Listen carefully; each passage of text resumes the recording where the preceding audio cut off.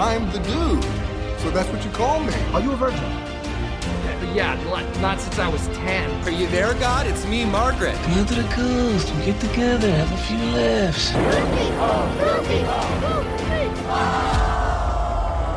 Gentlemen, you can't fight in here. This is the war room. Can I return it if it doesn't fit? It always fits. Eventually. Welcome back, Movie Minglers. I'm Caveman. And I'm Maggie. And today we've come out with our July bonus episode. Hooray! And a little different this time. Instead of just doing one movie, we are comparing two of the same exact movie. Yeah. Two movies versions. made 3 years apart. 3 years, only 3 years apart. 3 years apart, the exact same movie. Death at a Funeral versus Death at a Funeral. Hooray! Didn't even bother changing the title. It's a pretty great title.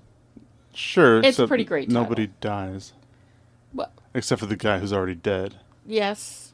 which is what funerals are for. Well, and that was this week's episode of Movie Mingle. Ladies and gentlemen, we hope you enjoyed it as much. Yeah, so... Wow. So I think we should get this out of the way. First and foremost, we are recording this on the 4th of July. 4th of July.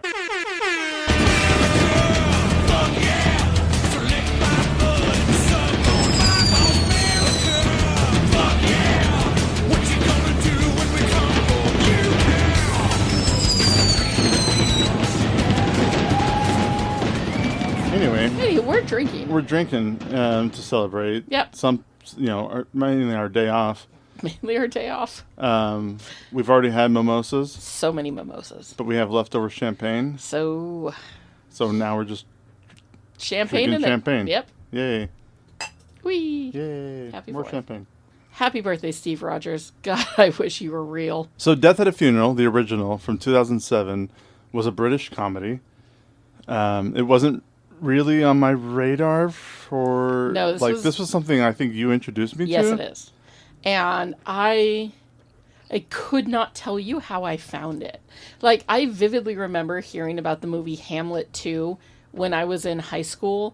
That movie. And having to, getting ready to read Hamlet in class.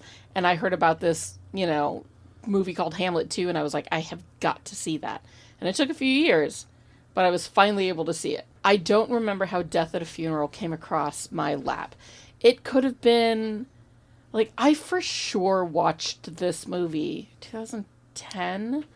No, this movie came out in 2007. This movie came out in 2007. We watched it before the remake. Yes. So sometime in that 3-year gap, you saw it. Yes. And But then again, showed it to I'm me. going back to, I very vividly remember getting this movie on Netflix when they sent it to me.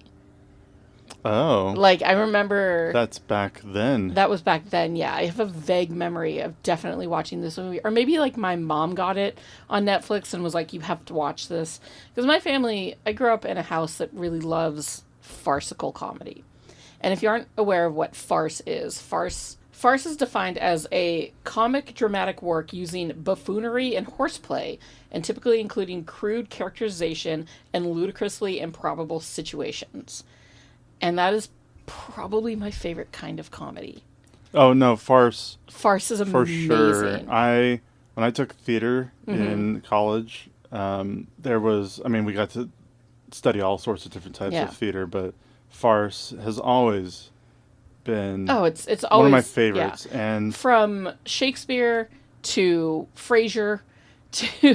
Frasier is a great example of, especially... Because everything that happens on Frasier could easily happen on a stage. Yes. That's the beauty of that. The wonderful thing about sitcom. farce, too, is that it seems very much like it is a play, right? It is one of the oldest forms of comedic storytelling.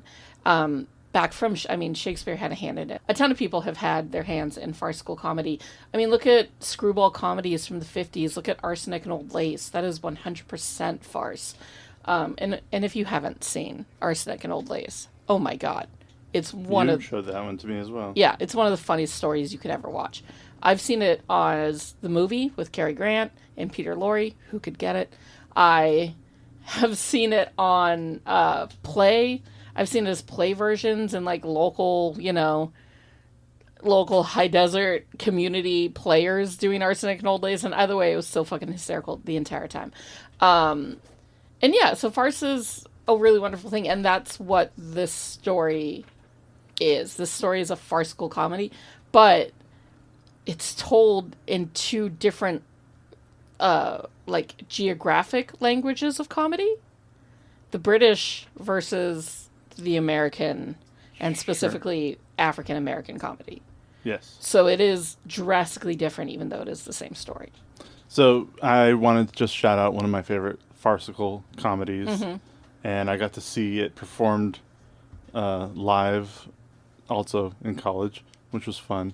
But it's also one of my favorite movies, Noises Off. Oh, Noises Off is an incredible farce. If you haven't seen Noises Off, it's from 1992. It's with Michael Caine, Carol Burnett, Denholm Elliott. This is the movie version. Yeah, the movie version. But it is based on a play. Christopher Reeve, John Ritter.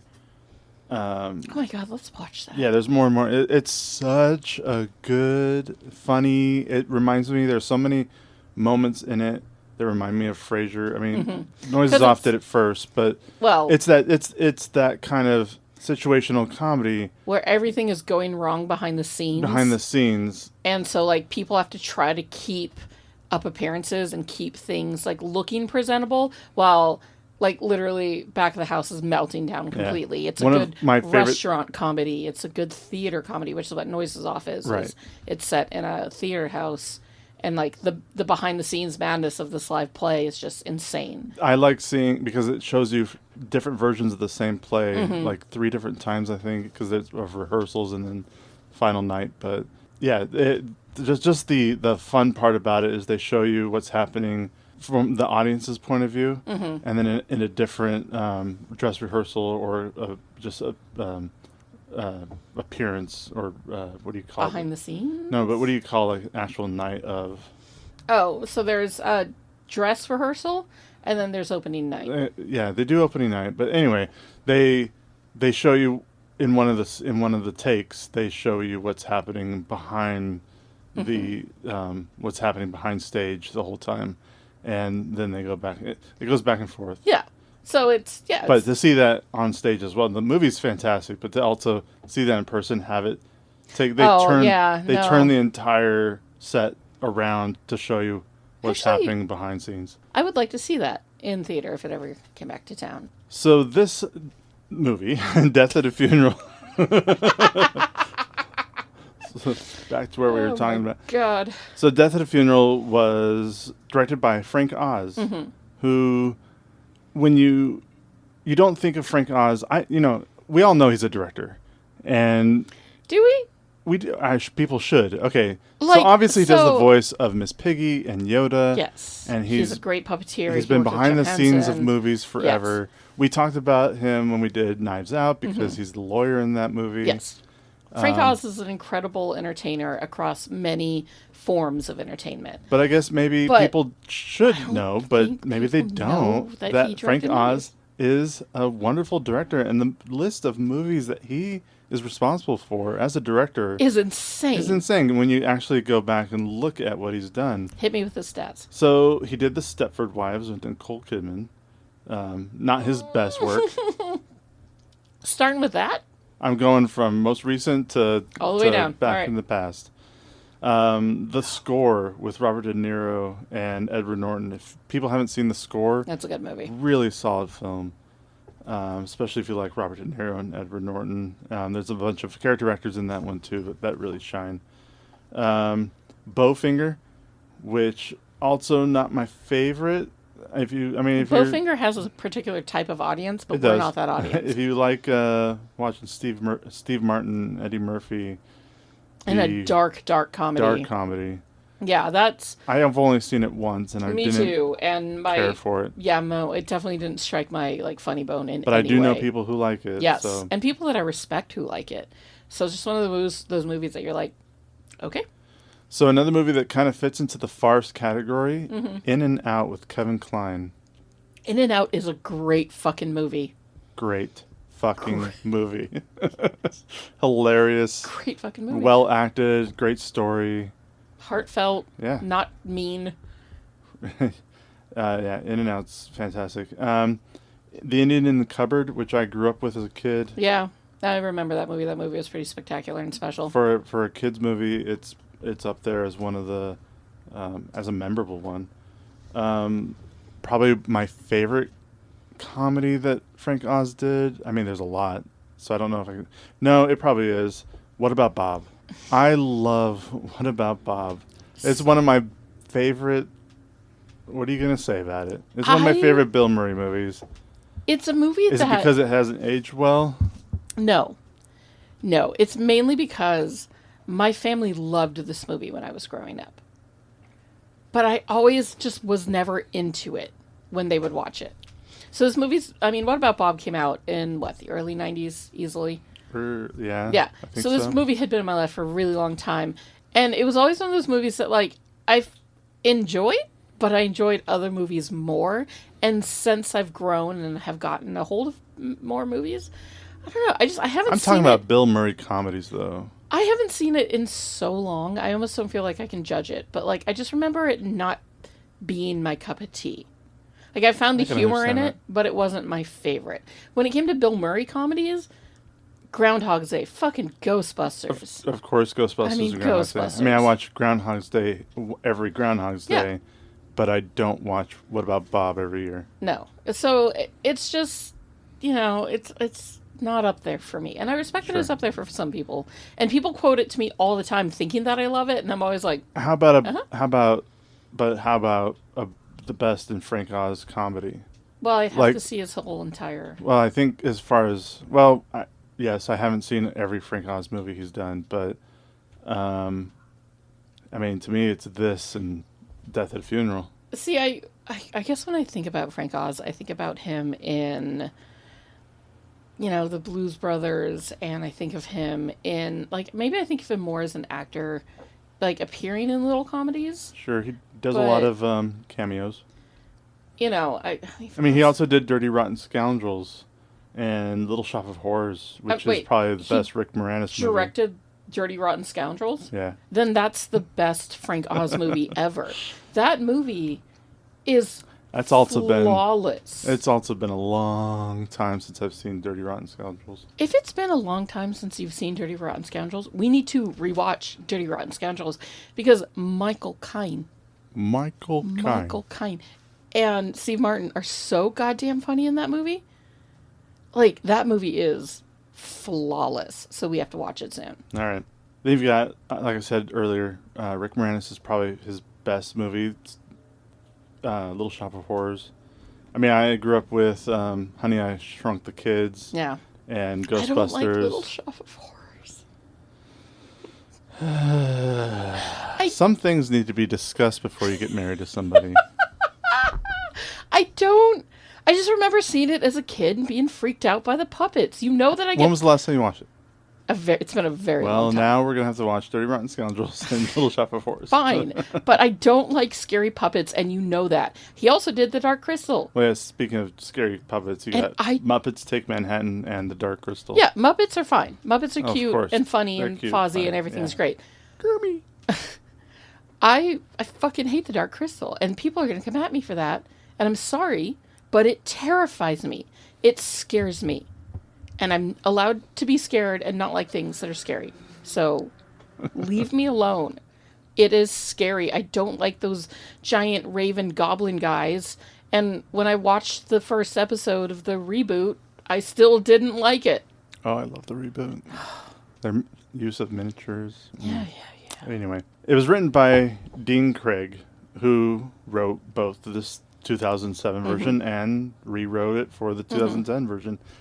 And he really, there were a lot of things that were exactly the same. Yes. Even, the shots. There were similar beats. There were, even the shots, very, with the way the actor would come into frame. Yes. And talk to another actor and leave the frame. Again, stuff like that. Very mirroring the original. Mm-hmm. But there was a lot extra stuff in the 2010 that I don't think needed to be there. I have a lot of thoughts about some of that stuff. Same. Yeah. And we'll get to that we when will we get start. to that. Yeah, because I wanted to They go... could have left this... They were copying it so much in certain places, they probably could have just left the script the same and not add these extras.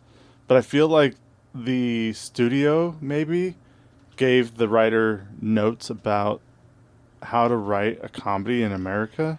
I think that it had to be revised for an American palate, and I will get to that as we get past the who's in.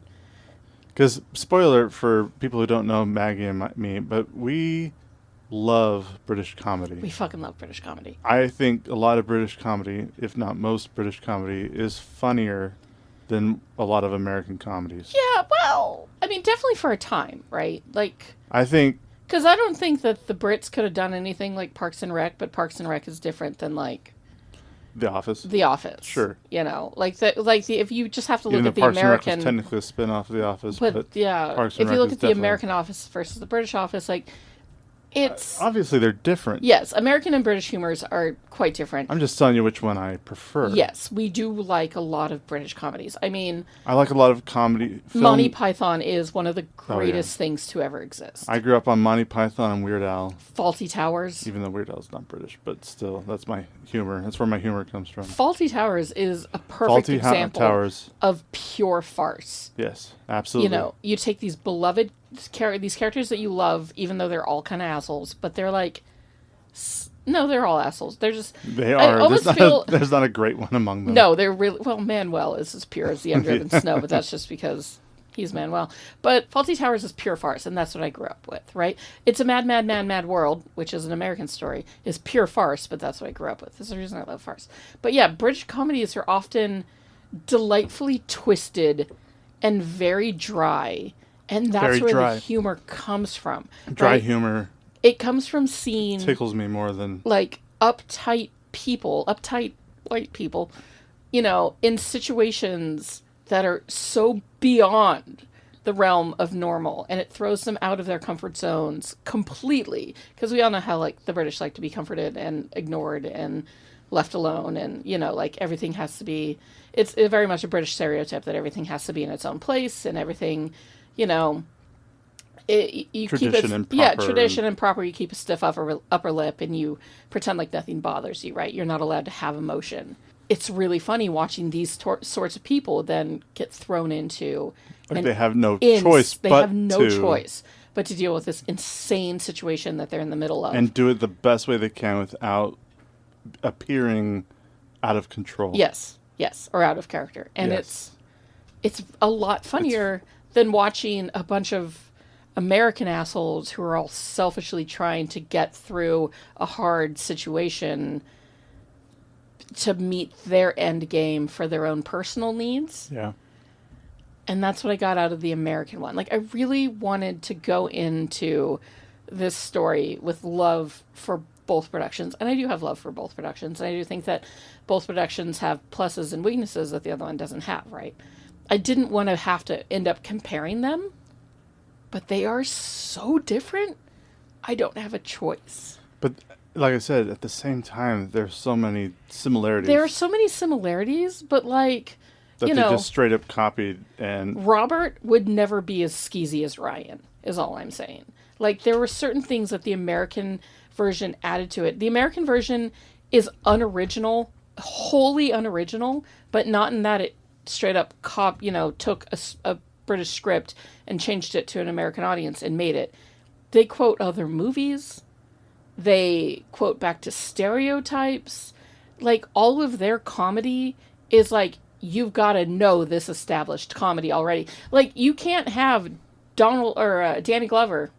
You can't have Danny Glover sitting on a toilet muttering, "I'm too old for this shit."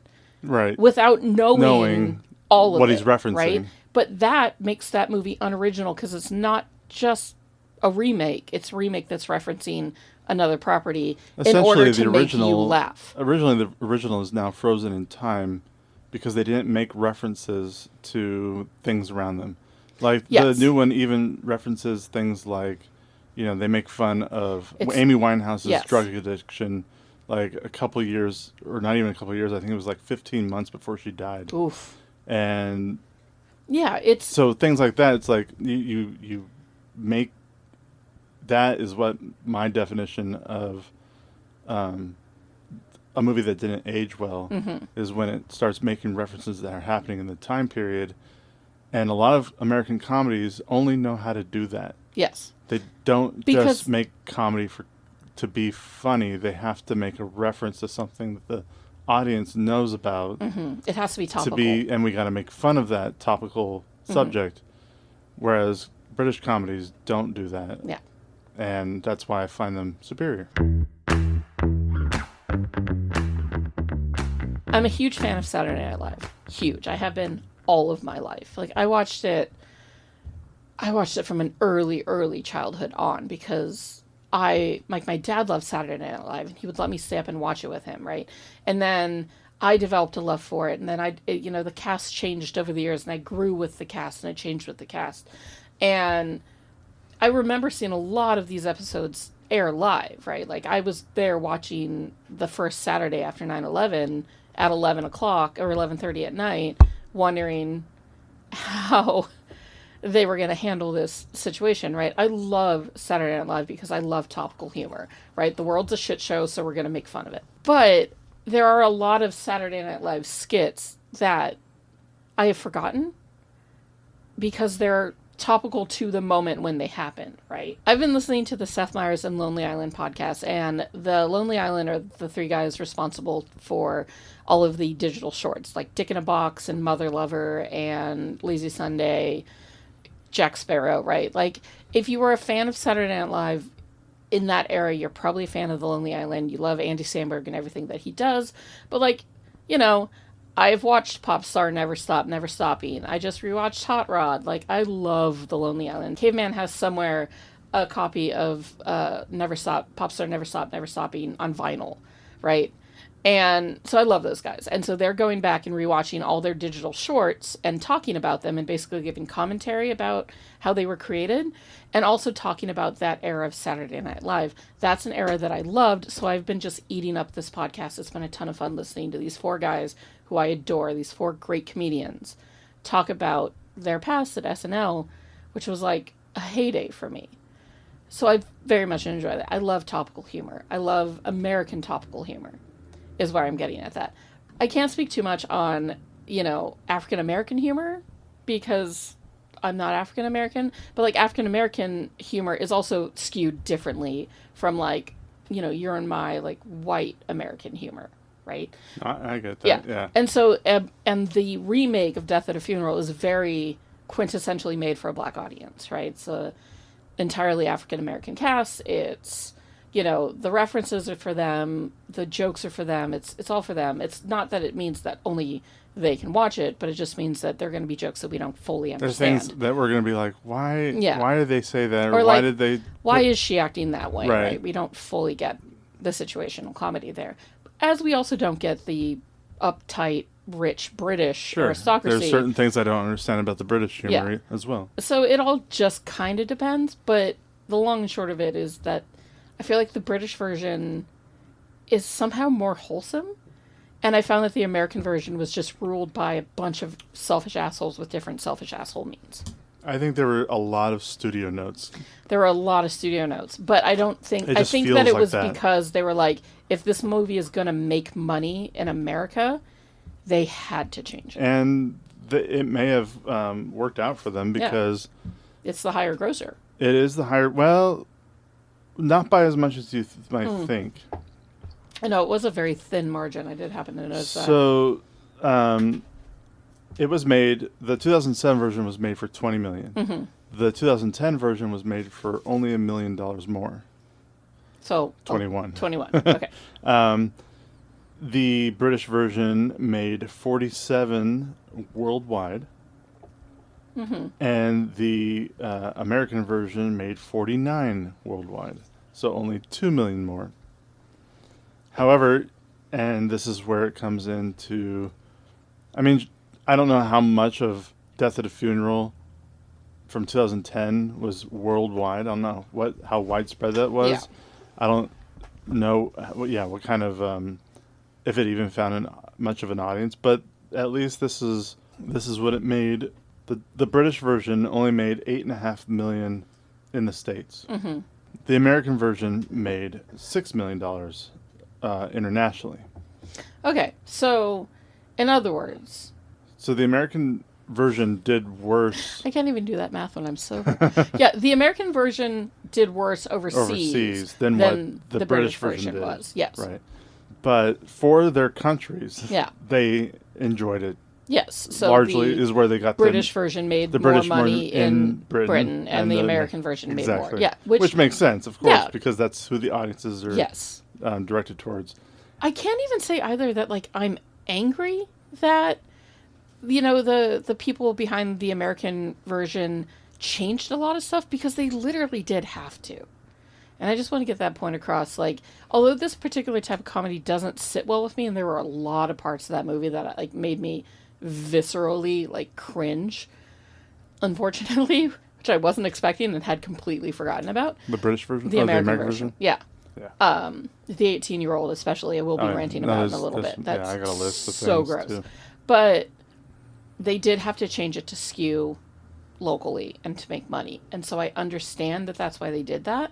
And I don't begrudge them for doing that. Like, it's just the certain choices they made. Well, yeah, but it's also a game, right? They had to play the game to make the money. But I don't know if... What I'm saying is, I don't know if the choices that they made is what made them money. That is also very fair. Like, they may have been able to cut a lot of the really cringy stuff from the American version, and it still would have probably done... Yeah, they didn't need well or to make better. Martin Lawrence's character... A pervert? A pervert, yeah, a pervert. There were definitely moments that are wildly unnecessary. I will say, though, that the British version has wildly unnecessary moments, too, and that both of those moments, or that moment in both movies is the hand getting pooped on. Yeah. Which is... Both movies could have cut that out completely. Easily. Unnecessary. It was unnecessary torture for that poor character, and it's unnecessary for the cinema. I can't imagine British audiences reacting well to that. That is an American comedy thing, but I think that they were like trying to push it a little bit.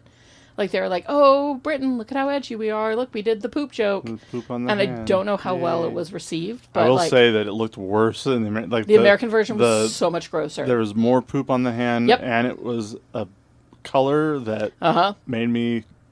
I had to step away from both scenes. The original Death at a Funeral had a 62% from Rotten Tomatoes from the critics, and then 79% from audiences. So audiences were definitely on board with the British Death at a Funeral.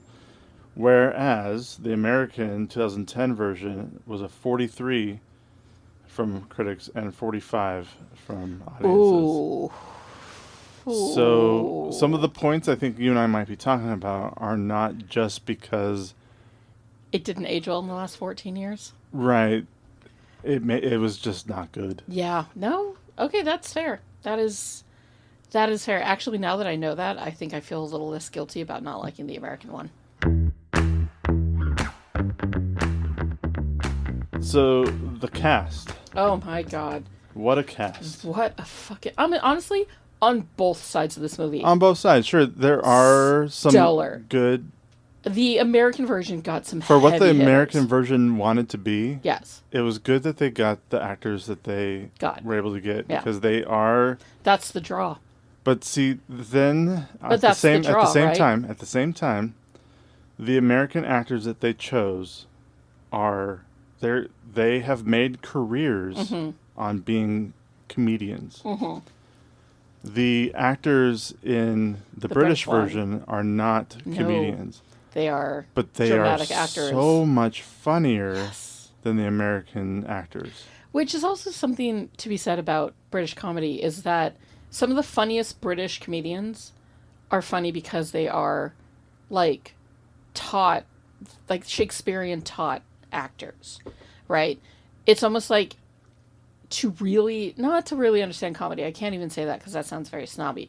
But I'm saying that part of the fun comes from the fact that all of these people are royally trained dramatic actors, right? They are proper, Peter Vaughan, Rupert Graves, Peter Dinklage, all these people are like serious actors that they then put into a very, very funny situation, and they get to shine as being funny versus a funny man who's trying to be funny, but the jokes aren't landing. Does that make sense? Jokes are not landing. Like, Matthew McFadden is an incredible dramatic actor. He plays Daniel. He is the main character. He is my absolute beloved. And I cannot wait. We are just on the precipice of my very best friend in the whole wide world outside of Caveman, Jesse, coming and sitting down with us to recording a couple podcasts, one of them being the 2005 Pride and Prejudice, which is my favorite movie of all time. And I firmly believe that Matthew McFadden makes the better Darcy, and I will be arguing that point in a couple of weeks. I love Matthew McFadden, but he is an incredibly good dramatic actor. I did not watch Succession because, frankly, it looked boring to me. Don't come at me, friends. It's not my jam. But I know that Matthew McFadden succeeded, and I think won some awards for his role on that. He is an incredible dramatic actor, and he is so fucking good in Death at a Funeral. It's ridiculous because he plays it so straight as just this poor guy who's just trying to give his father a dignified send-off, and the day is going to hell in a handbasket, and he's desperately trying to keep it all together. It is so much better than watching Chris Rock do the same thing, but as a man who's trying to find and land jokes that are more important. It's almost like he's trying to be funnier than the scene needs it to be. He didn't play it for reals. He played it for laughs, whereas Matthew McFadden played it for reals and then got the laughs. Right. If that makes sense. And so the British cast is just, whereas the American cast is peak comedy and incredible comedians, at their trade, the British cast is incredible dramatic actors getting to be funny, and somehow that's just more enjoyable for me. We also got Peter Dinklage, who is doing one hell of a thing in this movie. The fact that he does the same character twice. In two completely different ways. Yeah, he plays them completely different. So, yes, we haven't brought up, I guess this now, we are officially bringing up that Peter Dinklage is in both of these movies. If you haven't seen these and didn't notice. I kind of doubt, Caveman, that there are a lot of people that have seen both versions of this movie. We're going to find out. This might be the lowest rated episode. People are like, what the fuck is Death at a Funeral? Death at a Funeral? Yeah. What the fuck? Peter Dinklage plays the same character in both films, so he is the one common thread. To his credit, he is incredible in both movies, but he is playing the exact same character, in two completely different ways, and it's brilliant. It's brilliant. No, he's MVP amazing. of both. He's absolutely amazing in both movies. Yeah. Although I will say I do prefer him in the British one. version. Yeah. His performance and what he does, because it's not the same performance, like we said. No, he has even the dialogue's different. The situations unfold differently. Yeah, they kinda. do. Yeah, they do unfold. Yes, there are certain beats that they hit at each time, but the dialogue is different. Yes, and the way he plays the character in the British version, he plays it as sort of like a naive twink who's just trying to make some money. Whereas in the American version, he is a straight-up criminal, sassy gay man who is here to cause drama and fuck some shit up. But he also kind of has to be in the American version because American comedy is a little bit more on the nose. So I don't know if you were noticing, but there is a part in the American version when... Okay, so we're obviously going to spoil the hell out of this movie. They give Frank, his character in the American version, the drugs. Mm-hmm. And... he is aware that he's getting drugs, so he's like, no. Oh, how long is this going to last? Even though he's gagged, he's reacting to the news along with everybody else. So he is playing along in the scene. Versus in the British version, he's not doing that. He's struggling. Again, it's a little bit more real. He's trying to fight for his life, and he's not paying attention to what's being said, and then he gets knocked out quicker. In the American version, he's got he has to react to it all, right? So he has to be aware of what's going on. And that's the genius of Peter Dinklage, is that he plays both characters with such real earnestness that you believe both versions of the character. How many movies are out there where you get to see the same actor do the same performance? Yeah. Or essentially the same performance. It's the same performance. Not exactly. No. They changed enough. They even changed the name, which I felt was unnecessary. Interesting, yeah. Although I wondered if they named him Frank after Frank Oz, since Frank Oz directed the first one. Yeah, maybe. Maybe if that was an homage. But yeah, just how many movies are out there where the same actor is doing the same performance in two different movies where you get to see, like, we don't get to see the 20 takes that actors do for each scene. And so this almost feels like you do get to see a different take on the same character. Which is really kind of awesome. And shows me why else, Peter Dinklage is an amazing actor. Yeah. I do have to admit that I think the American version is worth it, but not for the main character or the main storyline. I think the American version does just as good, if not slightly better, in the side characters than the British one. I just have to say, if we're talking about Peter Dinklage, we all know him from Game of Thrones and Elf. Yeah. But big shout out to the movie Station Agent. Station Agent is a great film. It's so beautiful. Agent. Yeah. Which I think was his kind of big hit. It was his correct? breakout performance that essentially brought him to get roles like Elf and this, and then later Game of Thrones, and has since continued to have a great career. In terms of his comedy, because I've always found, like, Peter Dinklage is an incredible dramatic actor, but he's also a very funny person. And I think it's worth noting that in the 30 Rock episode that he starred in, which I think is like second season, early, like top 3 or 4, because Liz is kind of baby crazy and she mistakes Peter Dinklage for a kid on the street, and she like ruffles his hair, and then he turns out to be an not ambassador but an employee at the UN, and they start dating. It's so funny, and his character is so charming and funny, and like the chemistry between him and Tina Fey is really great, that I'm almost like, oh my god, where's their rom-com? Like, I want to watch that whole thing. So it is worth noting that yes, Peter Dinklage is an incredible dramatic actor, but he's got those comedic chops that are delightful. So in the role of Robert in the British version, we got Rupert Graves. Oh my beloved god, who is probably mostly known in Sherlock, in Benedict Cumberbatch's. Yes, Sherlock. he was Lestrade in Sherlock.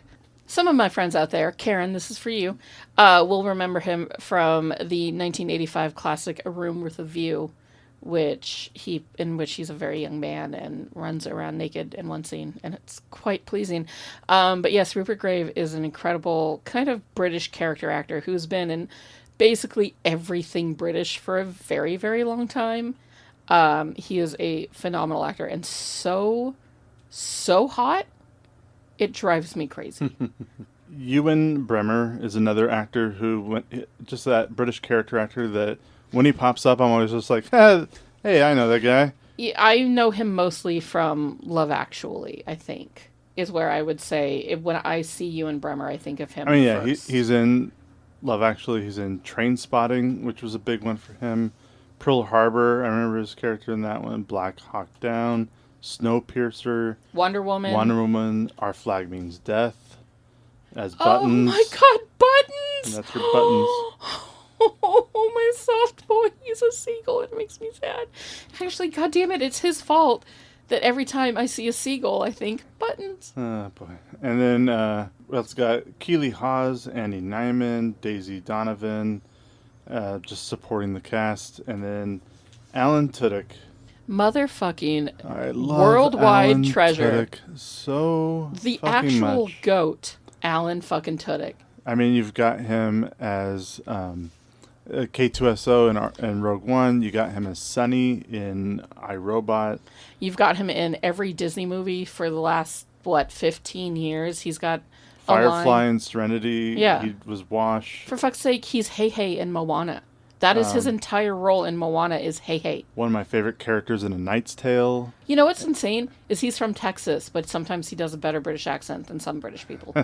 He does a great British accent in this movie. It's funny because James Marsden is the character. They play the same character in the two movies. And, I mean, I'm going to say it now, no surprise, that Alan Tudyk just does a phenomenal job of this role. Yes. James Marsden is funny. James Marsden and he does has a some great moments. job. He does a great job. Alan Tudyk. But it's like somebody trying to go up against Muhammad Ali that's like not nearly as talented. How do I put this? It's like... What's that box? It's like Stephanie Meyer's trying to go up against Shakespeare in a writing contest. It is literally one of the greatest character actors of all time.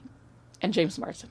And I love James Marsden. Don't get me wrong. James Marsden does a great job. He's so funny. Again, in 30 Rock, he ends up as Liz Lemon's Endgame, and I'm so glad for it. He's so handsome. He's so funny. He can sing. He can act. He can dance. He's hysterical. He's good in dramatic roles.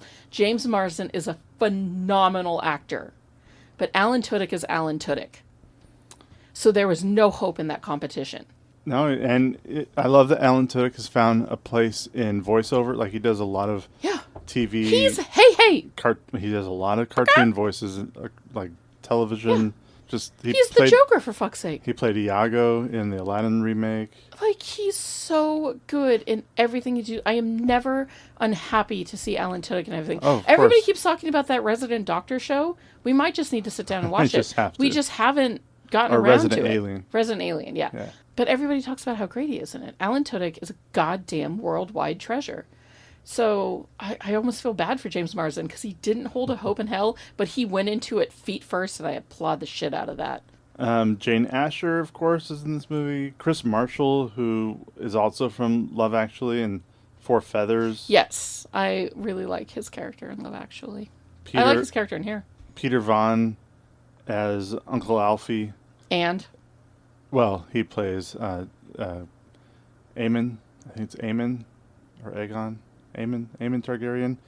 One of those Targaryens that's names sound similar and You're lives a fucking the blind nerd. Man on the wall who reveals himself as a Targaryen. Jesus Christ. If you know. You know what? If you know, you know. A second ago, I was talking about Game of Thrones, and I looked over to a shelf that we have on our wall, and it's filled with a bunch of Game of Thrones pops, and weirdly, a handful of Star Wars pops that fit in beautifully. They do. Yeah, but they're kind of hanging out together. Yeah, like Jon Snow and the Night King and Han Solo on a Tauntaun and Ghost all together is pretty funny.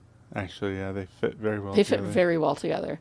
But anyways, you're a big old fucking nerd. Damn right I am. And then on the other side of everything, we have Chris Rock, who's playing Who did the Matthew best McFadden. he could. He, going up against that Matthew McFadden performance. How do you do it?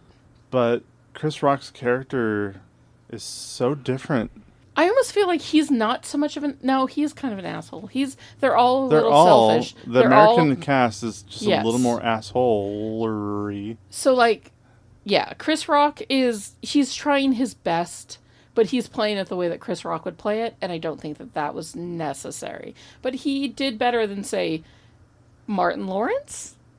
Well, yeah, Martin Lawrence... Lawrence is doing Rupert Graves' character. The brother, the famous writer brother who comes to town, who lives far away that everybody is enamored with, right?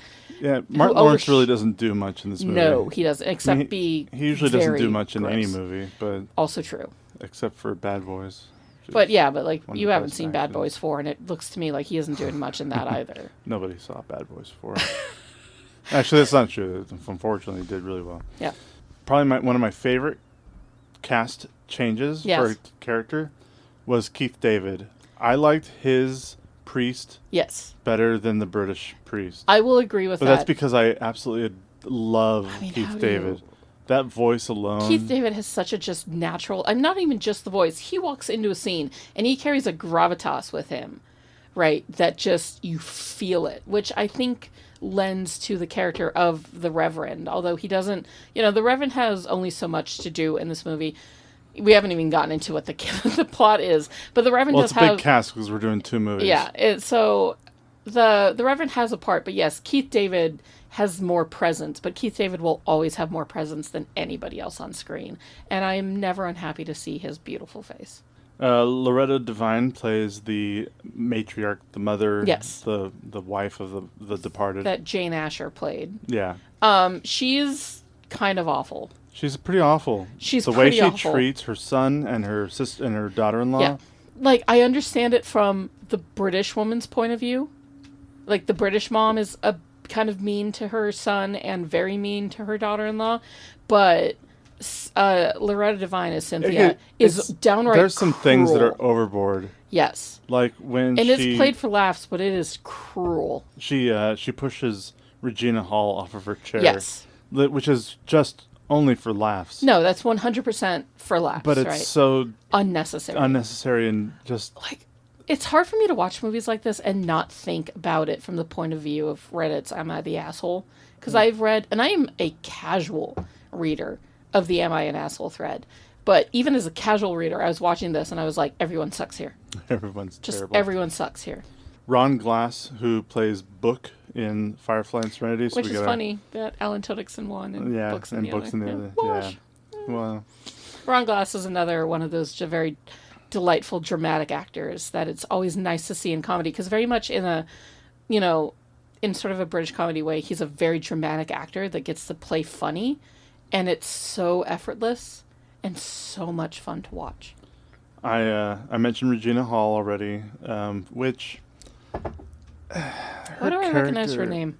She's a comedic actress. Yeah. She's been in movies and TV shows. Yeah. She's been around for a long time, and she's... So she takes the place of the wife, right? Yes. The wife of the main character, yes. Daniel/Aaron. And in the British version, the wife, her goal for the day, not only to... Although I find it kind of selfish that any wife would bring this up on the day of their husband's father's funeral. Like, it's such a small nitpicky thing that can easily wait a day, right? Like, I want to move out of here because your mother is awful to me. I understand that. Take a day. But take a day, right? Today is not the day to start talking about, like... It's time to move out.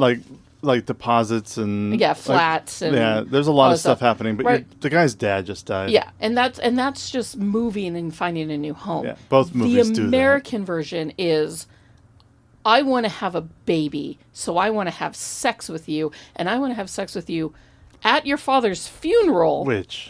Because my mother-in-law won't stop reminding me that I haven't had children yet. Because I have to. Yeah. And that's a very layered... That's a very American... A very American layered, unfortunate joke of poor women. So she's just, instead of her just being a genuine character that is fed up with the way she's being treated by her mother-in-law and wants to escape, it has now become... She's just sex crazy and wants to have a baby. Because that's her worth. That's her role in life. Yes. And I was so upset by that. Right. Compared to just a woman... Just fed up and desperate to leave because she's been living with her in-laws way too long. Yeah. And just wants to live with her husband by themselves. And just start a family. Yeah. But it's not like a priority. Like, I feel like, hey, did we get the money down on the flat? Like, asking that at a funeral is one thing compared to, let's go bone because I want a baby now. Yes. Like, I'm ovulating, so in the midst of your father's funeral, and you then have to have sex. He says something like, can it wait? Because this will happen again. You'll ovulate again. Like, this isn't the only time we will ever be able to have a kid or try for a kid. It's such an unfortunate storyline. And, like, I understand. I think it's a big tell of the difference between Americans and Brits. Yeah. Really. Because it's so unnecessarily graphic and unneeded, and yet another way that women are subjected. Right. I mean, this whole movie. This woman's entire agency. I forgot how much more. I mean, we'll get into it because we're still going through the cast. Yeah. But this movie is so much more sexist, homophobic, sizist, racist. Yeah, absolutely is. It plays into American humor. All the American humor, which is isn't not homophobia and racism and. Which I mean, anymore. Isn't this all funny? Haha. Like, that's not. I mean, it is. It's been 14 years since. But in 14 years, we have changed a lot. We probably wouldn't. And this comes back to you saying the British one is timeless. Like, watching it yesterday, it was just as funny, and if not more poignant. Now, from a different point of view. Sure. And the American one was so unfortunate and so cringy. And so unnecessary. The most they do when they find out that their dad possibly was gay was they're just like, oh, was dad a gay? And that's it. Like a gay. Yeah, a gay. Or, a gay. It just, that made me giggle every time. Yeah, like they were... But they didn't make fun of homosexuals. They didn't make fun of... The size of Peter Dinklage. Yeah. I mean, there's a few jokes, but it's not overboard. The British version is more like that short man over there. Yes. That that. Yeah, like they don't want to be First rude. he says little, and then he changes it to short. Yeah, because he doesn't want to be rude. He doesn't because want to God be rude. forbid the British God are ever forbid. rude. Yeah. Whereas the American version, they Flat out rude. there's a few jokes about his size. So many. Yeah.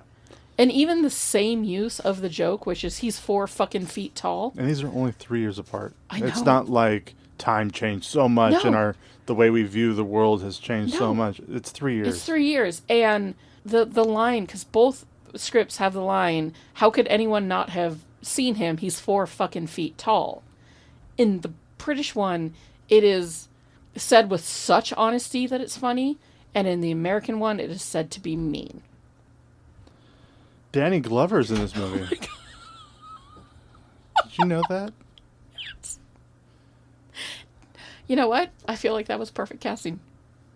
It was. Yeah, I have like, nothing bad to say about Danny Glover in this movie. Much like Keith David, Yeah. I felt like Danny Glover really fit into Yep. the role very well. Yeah, and we'll get to And did exactly what he was supposed to do. we'll get to the other people that I felt like were like not superior but on par. James Marsden, as we said, Who, again, plays the opposite, or plays the same character as Alan Tudyk. Tudyk. You can't go up against the Tudyk and win, but he did a great job. I thought he did a great job. And he's so fucking handsome and charming that you're just like, you know what? Thank you, James Marsden, for being you. I feel the same about Chris Pine. It's like you're so fucking handsome and you're so fucking good that, like, yes, I will believe you whatever you do.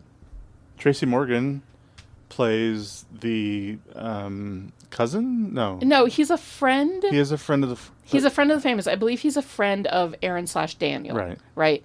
And in the British version, he is played by... The character's name is Howard. Yeah, Howard. And he's played by an actor named Andy Nyman, who I've Right. seen before in things, and he's quite funny.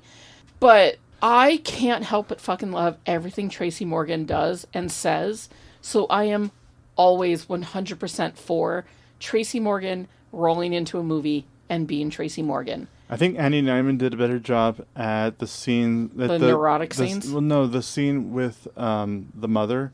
Yes. The wife who lost her husband. Oh, that is an unfortunate scene. Andy Nyman, when he does that scene, it's so funny because of how awkward and terrible it is. So cringe. Versus like Tracy Morgan, where it's just sort of sweetly stupid and they're quick. and like quick. they just get through it really fast. Yeah. A lot of the scenes, the actors play the scene quicker than the Brits. Like they let the play out tension build. Let the tension build. And let the uncomfortableness set in. They because speak a little slower. Yes. It's funny to be uncomfortable, right? Right. But Tracy Morgan, like all of my notes Tracy Morgan still does about the second movie really are just funny. how much I fucking love Tracy Morgan. I have several different notes where I'm just like, Tracy Morgan remains the best part of the American version. He is so funny. He's so on brand. He's just Tracy Morgan doing Tracy Morgan. And I loved every second he was on scene. Honestly, I think that truly it goes Peter Dinklage, Tracy Morgan, James Marsden in terms of the actors that I love most in this movie playing these roles. And it's even hard because I might put Tracy Morgan above Peter Dinklage. He's so good. In this one, yes. In this one. Because he's just doing his thing, right? He's not trying to be anything he's not. He's just doing Tracy Morgan. And I fucking love that. I'm also very happy that James Marsden didn't try to do a British accent. Yes, that would have been funny and stupid. It would have been It's funny, so but unnecessary. distracting. I hate when accents are so bad that they're distracting. Yeah. But no, it was grand. Then you got Zoe Saldana. Who was delightfully fine. Delightfully fine. Yeah. It wasn't... So we were talking earlier, and we might as well just get into it. Yeah, because fuck it. This is what it is. we got Luke Wilson, too, who plays the... I'm never unhappy to see Luke Wilson, even if he plays a smarmy asshole. I just love that man's just defined chin. I like Ewan Bremer better as the smarmy asshole. Ewan Bremer. They tried to give Luke Wilson's character Derek more agency over Zoe Saldana's character. Because he's like, the smarmy ex-boyfriend that wants her back. They gave him more agency as to why he wanted... like why they should get back together, but I don't think that was necessary. He's still the smarmy ex-boyfriend that's trying to get this woman back at her uncle's funeral while she's dealing with a crisis with her fiance, and he is aware that they are engaged. So, like, I don't know if I needed the unnecessary backstory to Luke Wilson's character, but I'm never unhappy to see him. The 2007 Death at a Funeral's music was done by Murray Gold, who has done pretty much all of modern Who's music. Doctor Who.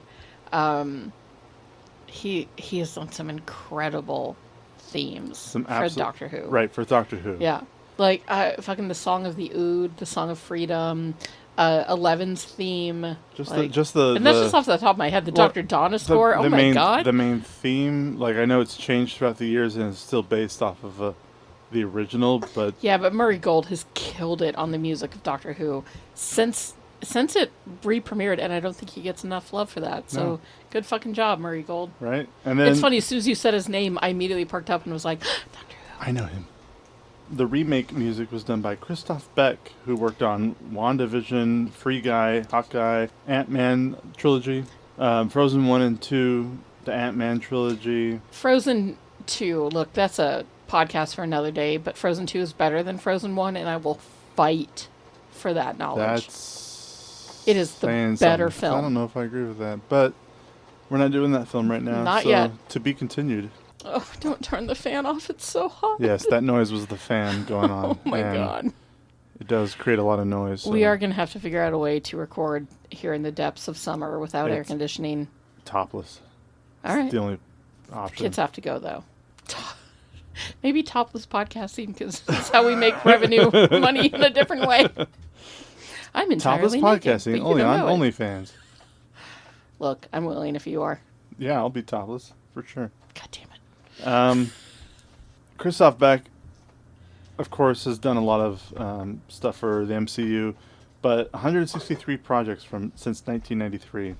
That's a solid career. It's a solid career. I will say, as much as I admire these two composers that did both movies, the music for both of these films is just pretty it's just background. Yeah. It's not. There's nothing I feel big like about it. There's nothing memorable about it. There's a lot of nothing... stuff that I remember watching this this thing on music specifically for the MCU films, where a lot of music is just filler, and to be like, we'll get back to that later, but for now we're just going to use this as filler. Yeah. And then they never do, and then they send it out with just the filler, and that was used. Yeah, they don't. That happened in the first Thor movie. Yeah, that happened. I mean, it's a thing that does happen. Yes, even big blockbusters. So they don't put the effort into their score the way that like anyone that hires Hans Zimmer is going to. Michael Giacchino, Thomas Newman. Like, you're right. I feel like Murray Gold's music in Doctor Who lends more to the story and the emotions. I mean, my God, if you listen to Amy and the TARDIS, which is off of the season 6, beginning of Matt Smith's era, right? If you listen to Matt Smith's first season, Murray Gold song, Amy and the TARDIS, that has more emotion and catalyst to the story than anything he did at Death and a Funeral. Yes. But Death at a Funeral 1 at least had kind of like a jaunty little music theme going for it, whereas Death at a Funeral 2 kind of heavily relied on needle drops, at least at the beginning and the end. Yes, you're right. Yeah. Beginning and the end for sure. And let's just get into it. We'll get into the actual movie itself. What is this movie about? The big change, the big difference. Yeah. Well, yeah, what the movie is about. A guy died. And his family is there to be, they're there for the funeral. And it takes place in a house. It takes place in their house. The beginning, the way the Frank Oz version starts is so much fun and sets the tone for the whole movie going forward with... Actually, I feel like they kind of both do, though. Okay. But in different ways. So, and one does it just better than the other. Yes. Like, you have this coffin...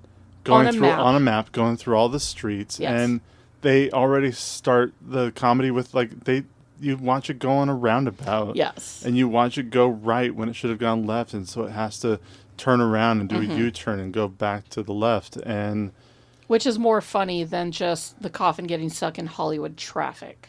The Americans know traffic, but that's kind of the joke of the beginning of the American version is it's the same thing. It's the hearse traveling from the funeral home to the house. And it kind of pays homage to maps a little bit, but then eventually, and then the line that's drawing to its destination just becomes the car. Yes. And there's all this line drawing, which none of it was funny. No, I mean, at one point, like, they went through an In-N-Out drive-through, which you appreciate. Yeah, but we appreciate as Southern Californians. Like, they don't specifically say it's In-N-Out, but you and I instantly recognized it as such. You know, they show the Getty on top of the hill in outside of, like, Beverly Hills at one point. But as Southern Californians, we know those landmarks and those references. Again, it's about the audience understanding the references versus in the British version, which is just a Vermont coffin. Isn't going to watch this movie and be like, oh, I get that reference. Yeah. Oh, it's beginning. Burger Joint. That must be In-N-Out. Whereas I don't live in Britain, but it's just I know what a roundabout is. Yeah. I know what when you mean to take a left when you it's more took broad. a right. Yeah, and it's funnier like to watch this map, the coffin on the map, like stop, do a U-turn, and go back the way it came is funny. Yes, more than just watching a car in traffic. Drive past the Getty. And in landmarks that only Southern Californians understand. That's true. And the as soon as joke the of very the first movie. joke of the movie, of both movies, but done so much better in the original, was them delivering the first coffin, the wrong coffin. Yes. So a coffin is delivered into the parlor of this house. This gentleman says, the undertaker says, here is your father, take all the time you need. They open up the coffin, and the first joke is, who is that? That's not my father. And you're right. It's played so much well. It's played with awkwardness. You know who ruins the American version? Yes. It's Kevin Hart. Fucking Kevin Hart. Kevin Hart ruins the whole joke. Yes, he absolutely does. Because when Chris Rock says that's not my father, Kevin Hart's like, oh, I thought that too, and my dad died. Like, I didn't recognize him. No. His jokes fell so flat. And then they cut to the body, and in the original version, it's just a pasty white British man. Yeah. So you don't know one way or the other. But in the American version, we got to be really funny and make it an older Asian man. Yeah, because it's got to be an older Asian man. Right out of the gate, there's a racist Asian joke. Just right there. Right. Just instantly in the American version. Right out the gate. Yeah. And in the British version, yes, it is played better because there's that awkwardness, right? Again, for the Brits, everything has to be we don't proper. know what the dad looks like. No, we have no fucking clue. And it's just another white guy in there. And we're taking it from entirely Matthew McFadden's point of view. Yes. That this is the wrong guy. And they could have had a black man in that coffin. They could have. But instead, no, let's make it an Asian guy. Yeah. Which... No, and in the Matthew McFadden version, it's that not only does Daniel realize that's not my father, and he says it out loud, then it's that awkward moment for the Undertaker to be like, oh shit, we brought the wrong coffin. We brought the wrong coffin. What are we going to do? And in the American version, all of a sudden it's like 6 Kevin Hart jokes about bringing the wrong coffin. Oh, I know where it is. I think it's in the second place. It should be. It's this whole big drawn out process. To give him a little more screen time. To give him some more screen time when in reality it's just a very small joke to start the movie. Which in the original it's just played very straight and like, oh shit, we made a mistake. They all back up and take the coffin back. Like, we'll be right back with your dad. There's a lot of... it's an honest mistake. We'll make it right. There's a lot of reverential respect for the dead body, too. It's not played with like a, where are your keys? They are so embarrassed that they brought the wrong body. Yes. And they're going to make it right versus like, wait a minute. But it's where are my keys? But it's still funny for us. We don't have to make a joke about where are my keys. We can't. Yeah, it's... Starts off not great. Yes. Well, to even make it worse, in my notes, I wrote down the fact that not only did they open the coffin and see an Asian man, but Kevin Hart instantly makes a Jackie Chan joke. Yes. Because every Asian looks like Jackie Chan. Yes. Which is a terrible way to start off a movie. So there is a certain amount... No matter what decade it is. The next thing I wrote down wasn't until the florist was forcing Howard back down the road. Yeah, so on the American version, you mean you don't think you wrote anything, or the British one? The British version. I go straight because all of the introductions are just really well done. Yeah. right? They are. Like the way that they introduce Robert, the writer brother, and how the mother dotes on him and is mean to Jane. No, excuse me, is mean to Martha. No, Jane, yeah. How the mother is mean to Jane, who is the wife of Daniel, right? Like, there's the way that this movie introduced all of its characters is done, the British one at least, is done in a very earnest, kind way, where you see that these are just normal people struggling with grief and a death in the family and all these other things, even personal, selfish means, right? Simon is freaking out because Martha's dad hates her and he's going to have to see her, right? The brother, Troy, being a drug dealer and a pharmacist student and having to, like, all of that stuff comes into play in a very beautiful way and a very natural way. Whereas in the American version, again, all of these characters are selfish assholes who only care about their own selfish needs on this day of community. Whereas I think in the British version, all these characters care about the day of community, and they give some respect to the proceedings of it being a funeral. But they're still having these little tiny, minute problems that they have to work with. Yeah. Whereas in the American one, it's like the funeral is an annoyance that they have to get through to continue their own selfish gains. And that's kind of why I didn't like the American version, is because everybody was just selfish in assholes. Their own. Yes. And I know that American comedy is really big on selfish assholes. I mean, look at It's Always Sunny in Philadelphia. Look at The League. You and I love The League. Those guys are all selfish assholes. Look at Seinfeld. Like, American comedy is about really even selfish... Frasier is a selfish asshole. Even today, we were watching the series finale of Parks and Rec, and I was talking about how Leslie Knope is one of the kindest people to ever exist, but even sometimes she is a selfish asshole. And it's funny when she is, because she's so kind and caring. So, like, that's the American way, right? We always put ourselves first and then everybody else. And it plays differently than the British, which are taught to sort of, or at least, you know, the stereotypical version of the British, which is like everything must look right to the outgoing public, but on the inside it's turmoil. We like turmoil on the outside, and the British prefer it on the inside. So it's just a case there. And it's another reason why I preferred the British version. Also, this is just a really quick aside. Keely Hawes, who plays Jane, and Matthew McFadden, who plays her on-screen husband, Daniel, are married in real life, and I'm very jealous of her. You lucky, lucky woman. And she was pregnant with her third child, so, like, soup's lucky. One of my favorite jokes as I'm looking at my notes was the first time you were introduced to the priest is when Daniel says, Jesus fucking Christ. Jesus fucking Christ. And then he looks over and the priest is right there. And then, and as you know, and then he has that disappointed look when he finds out that Daniel is going to. Yes. So, okay, the overarching story of this, I think we've even got off what the plot is about, is there's a man's funeral is being held. He is the patriarch of a family, an older gentleman. His two sons are both writers. One is successful, one is not. The one that is not, Matthew McFadden and Chris Rock's character, was there to take care of his father in his end days, take care of the mother. They live with the in-laws. They were there as caregivers and financial supporters and were doing everything they could for their family, but they get no respect for any of it. No, none whatsoever. And when everybody finds out that the famous author brother isn't doing the eulogy, everybody's response is, like, blatantly, well, why? He should be doing it. And they even say this to his face. Everybody says this to his face. His uncle, other people at the funeral, everybody, even the priest is like, oh, it's not going to be the writer in the family? It's going to be the nobody? Okay. If you say so. If you say so. And that's some delightful, like, drama right there, right? And then as the funeral progresses, there is a subplot about a gay man who is trying to get his inheritance, whether or not it is in the will or not, but he's trying to get his quote-unquote inheritance, what he is owed for having been the gay lover of the father for several years, played by Peter Dinklage, which, you know, it's funny because he's small, I guess.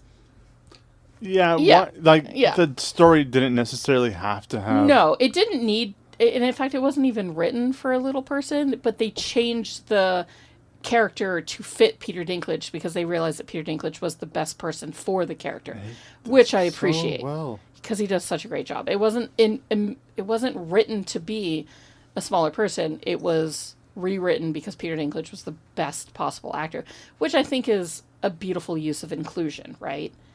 It's not... Sure, don't do it because you feel like there's a need to include somebody. Don't do it because it's funny. Do it because they found this is the best possible option for the character. So we're going to skew the character to fit this person who can knock it out of the park. Yeah. And he does. And he does incredibly. So he's trying to essentially blackmail the two brothers on the day of their father's funeral, which is a dick move. It is. And then, terrible time to do it. Chaos ensues from there. There's a subplot about a gentleman getting really high, and that is the Alan Tudyk / James Marsden character, and then his girlfriend whose father doesn't approve of the union. Like, there's all these great little subplots, right? It's a very funny story. But the long and short of it is just one man trying to give his father a dignified funeral and failing left, right, and center. And Matthew McFadden carries that role beautifully. He does such a great job. He does. We were talking about this briefly when we were watching the movie, that in the 2007 British version, there's the trio of Martha, Troy, and Simon. Yes. And in the American version, it is Zoe Saldana. It's Oscar, Elaine, and Jeff. Yeah. So Oscar and Simon are the same character. Elaine and Martha are the same character. Troy and Jeff are the same character. And the chemistry that the three in the British version have is so flawless. Good. They play that farcical comedy so well. So they do. And that trio is almost the heart of the movie. They play off each other so well. And the chemistry is flawless. And in the American version, flawless. I didn't like it as much. I thought that it was just as good, not better, but I like just Zoe as good. Saldana in other movies. Yes. This one I didn't really like her as much in, because she just I don't know. I found it refreshing because like James Marsden in the American version, right? Obviously he can't best Alan Tudyk in the same character. So what happens in this storyline is that the boyfriend Simon, who is dating the niece of the gentleman who died, who is Martha, right? So in the American version, it's Oscar and Elaine. They are dating. They are in love. They are engaged to be married. But her father does not approve of this man for kind of no reason, right? Like, I guess in the American version, yes, the father doesn't approve of her boyfriend because he's white. They kind of played off that a little bit, but not that much, right? This man is very nervous to be going to his fiance's family's funeral because his future father-in-law hates him. That is a very real sort of circumstance, right? That is a very understandable happenstance for a lot of people. I'm very lucky to have a really great relationship with my in-laws. Caveman. I mean, the first time I met your dad, he greeted me at the door with a shotgun. Yes, he greeted you at the door with a shotgun in your face. It was a lamp, but it was still a shotgun. So, I'm just saying, not everybody's in-laws approve of them. And that's a very normal human reaction, right? Sure. And so he is very nervous. So when they go to pick up her brother, her little brother, who is a pharmaceutical student, he's training to be a pharmacist, but he's also a drug dealer on the side, and he's concocted some insane pill that is like acid plus, right? If it was the streaming service, it would be called Acid Plus. It is acid plus a bunch of other stuff. He even says in both movies, you're only supposed to take half, and the poor boyfriend character takes a whole one. Yeah, and I think Peter Dinklage in both takes multiple. It takes like 4 or 5. Yeah. So, now we have hallucinogenics. Which, first of all, we're talking about Valium here. Well, okay. One single Valium is enough. Yes. So they think that the pill that they're giving people I've been at a dentist office before. They think with that one Valium, and it was enough. They think that the pill that they're giving people is a Valium, and not a severe hallucinogenic that you should only take half of. And as a person who has definitely accidentally taken the wrong end of an edible, I can, I know what that's like a little bit. Because sometimes you take an edible that hits you harder than you intend it to, and you're like, oh, shit. So. Here we go. So they take, this person has now taken a double dose of a severe hallucinogenic and now has to get through the funeral of his girlfriend's uncle and still impress the father at the same time, and chaos ensues, right? It's a whole subplot about this character is high as a kite and chaos ensues. In the British version, Alan Tudyk plays the boyfriend who is high off his fucking rocker. Like, he's higher than high, he's hallucinating, he's talking to plants, he's stripping naked. He thinks somebody's alive in the casket. Like, there's this entire subplot.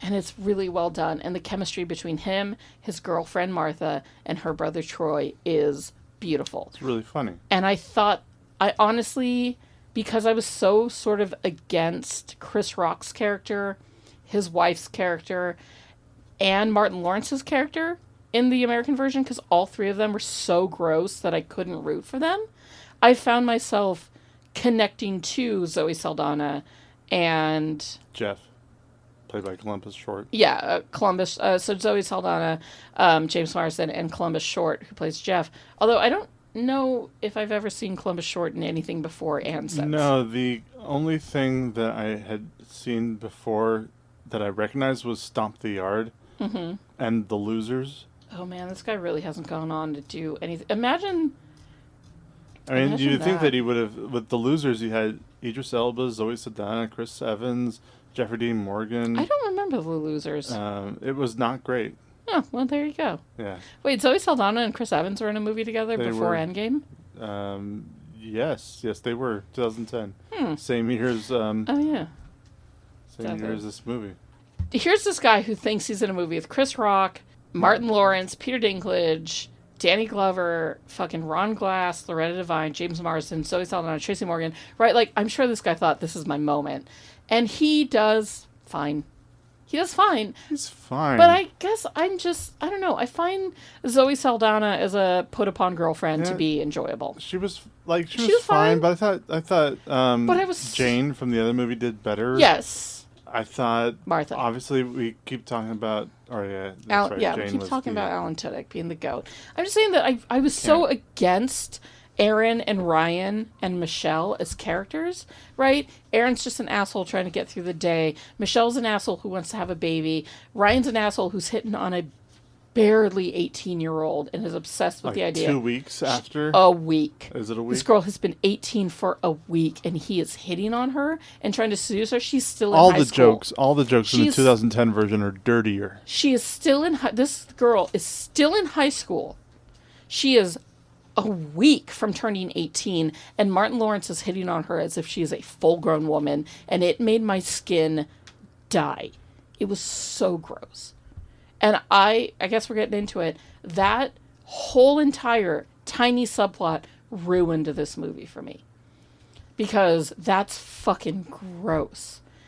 Like, I was 18 once. I had my dad's friends hitting on me and saying really weird things to me and, like, kind of grooming me a little bit in some ways. And that's a conversation for me and my therapist and Caveman for another day. But, like, my dad's friends, the way they treated me when I was a hot little 18-year-old was so gross.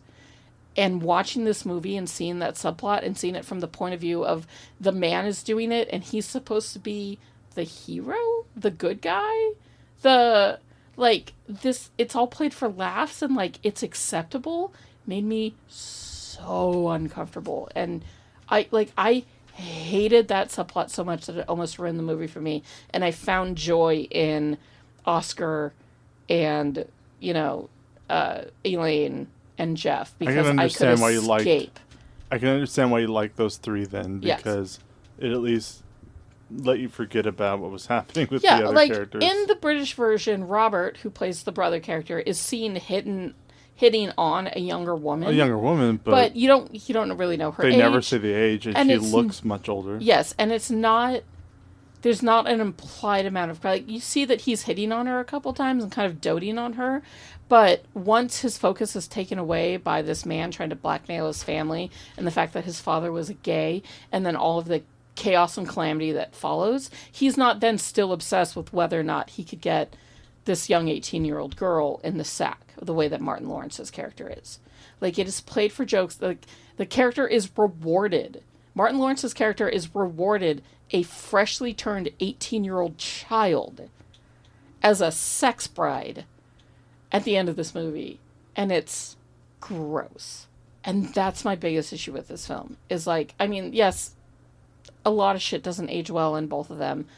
But this is so untoward. And it makes me so viscerally uncomfortable, especially in an era where shit like that does not fly anymore.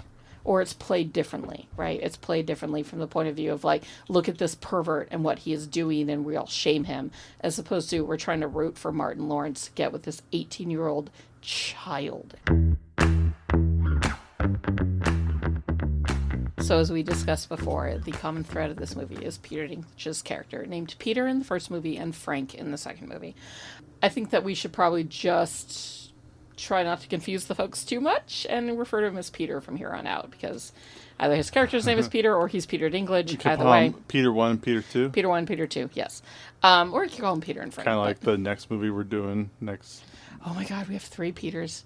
Yeah, that'll be Peter 1, Peter 2, Peter 3. Murdoch. So Peter Dinklage's character is the gay lover of the father of all of this, right? The man that's in the coffin, the man whose funeral we were at. They were lovers. They were gay lovers. And this is a secret that in both movies, the father kept private from his family. Now, the ramifications of that in a 2024 mindset are completely different than what it was at the early turn of the millennium, early turn of the century, where it was almost funnier to have a closeted gay man than it was tragic, right? Like, it's played for comedy, not for tragedy. We have evolved since then. But here's this character, Peter, and Frank, who in both movies want the money that they are owed for having been the lover of this man.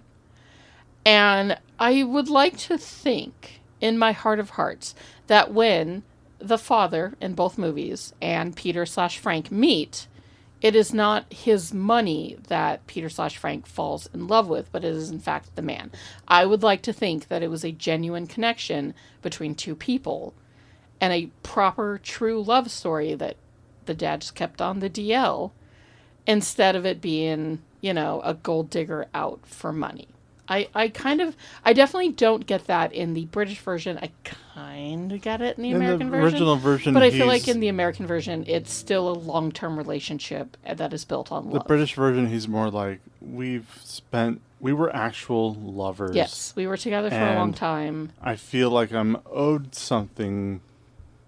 As a companion to this man. Yeah, like almost like a life insurance policy. Mm-hmm. Like I should be taken care of because I'm for my place in this man's I'm part life. of the family. I'm part of his life. Yes. We had a life together. Yes, I should be acknowledged for that. Even though it wasn't legal and it wasn't illegal per se. But I know, but it was out of. Yes, it wasn't a marriage. It wasn't anything. He was a married man who was having an affair. Yes, and the affair, and that's also been a long time joke, which is a married man has an affair. And that's played for comedy, because of course it is, because men can do whatever they want.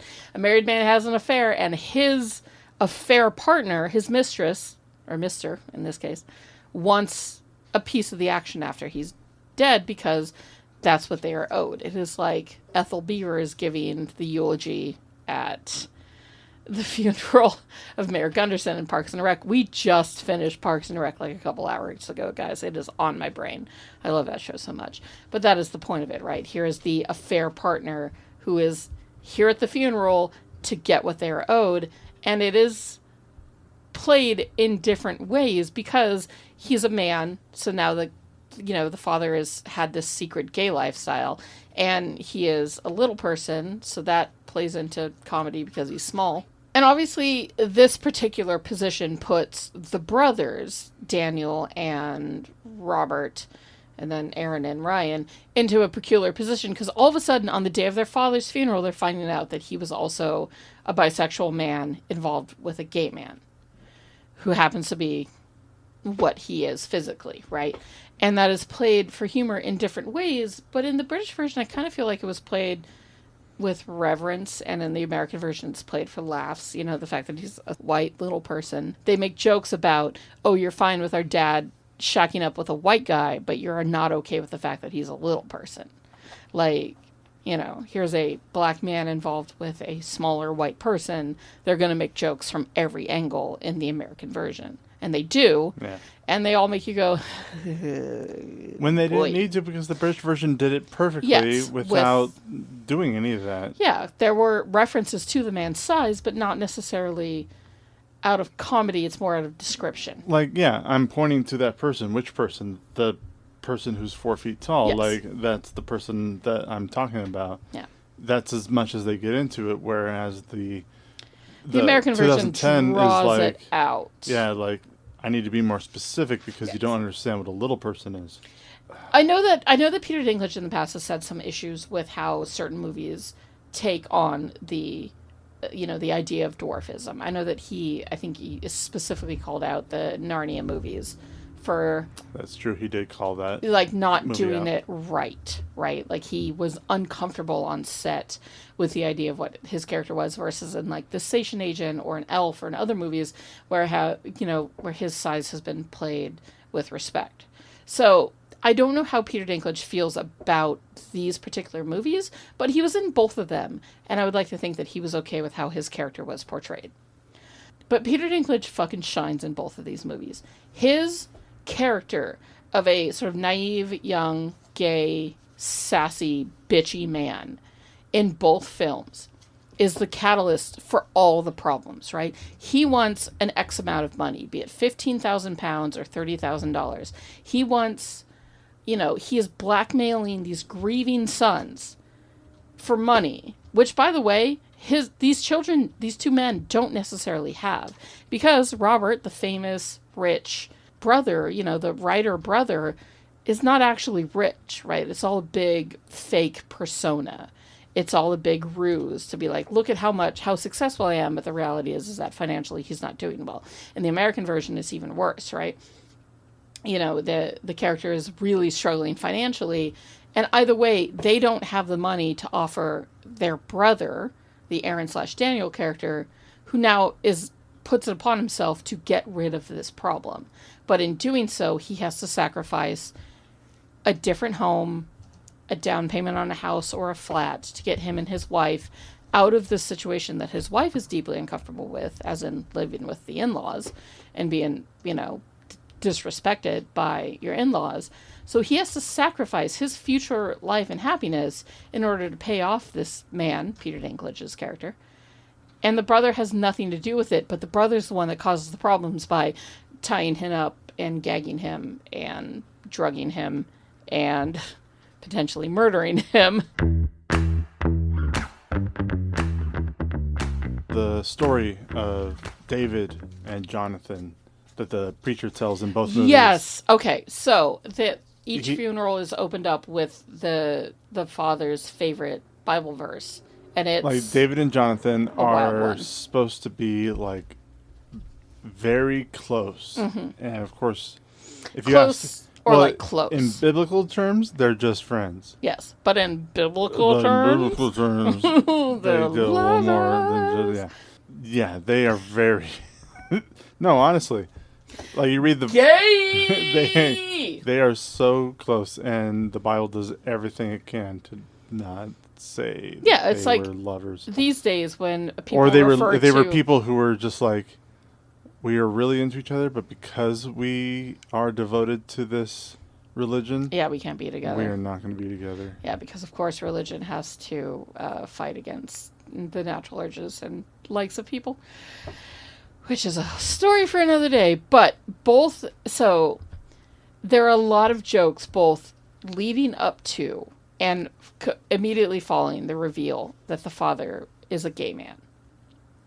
And in both movies, after the realization that Aaron/Daniel has that their father is a gay man, first of all, Matthew Macfadyen plays that realization beautifully.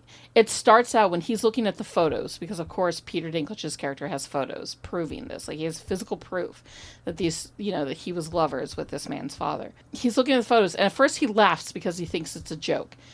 And then the laugh kind of fades when he realizes that it's not. And then you see like the last 20 years sort of focusing through this man's brain really quickly. And he suddenly acknowledges that maybe his father wasn't straight. And then he starts to look around the office, and there's naked statues and pictures of, artwork of men and photographs of men. And there's this beautiful realization that is played, again, entirely for laughs in both versions.